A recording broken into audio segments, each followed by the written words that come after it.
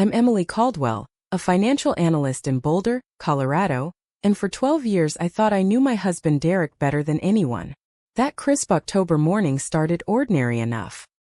He asked me to drive him 2 hours west to Riverside, a quiet mountain town, to meet an old business contact about a sure-thing investment. I just wanted coffee. One open door, one step into the parking lot of the Trailhead Cafe, and my world tilted into a nightmare. "Stay in the car," Derek snapped, gripping my hand too hard. In 12 years he'd never spoken to me like that. I waited 3 minutes, then followed my gut. 2 men in dark suits stepped out of a silver sedan. "Mrs. Caldwell," the tall one said with a cold smile. "Perfect timing. We've been waiting for the courier." My stomach dropped. Derek had vanished out the cafe's back window. A text buzzed. "I'm sorry. Check the glove box.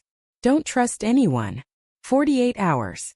Inside I found a USB drive, an envelope with $8,000, and a note that made my hands shake. Back in Boulder I did what I do best, followed the money. His home office was stripped bare. The real estate firm where he'd worked for 8 years confirmed he'd been quietly let go 5 months earlier over irregular transactions. The USB revealed everything. Shell companies, wire transfers totaling nearly $2 million, all routed through accounts opened in my name without my knowledge. It was a classic investment scam targeting retirees in the Front Range. Derek had been the middleman, pressured by a shady partner after a string of bad personal debts. I didn't scream or cry. I called the FBI's Denver field office and laid out the facts. That evening Derek phoned from a motel in Grand Junction, voice cracking. "I got in too deep trying to fix things after the market tanked.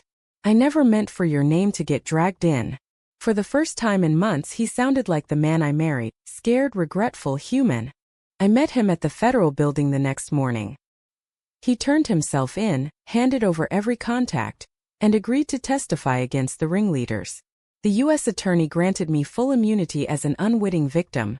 Derek received a reduced sentence, 3 years in a minimum security facility, because of his cooperation and restitution plan. The scam victims recovered most of their funds.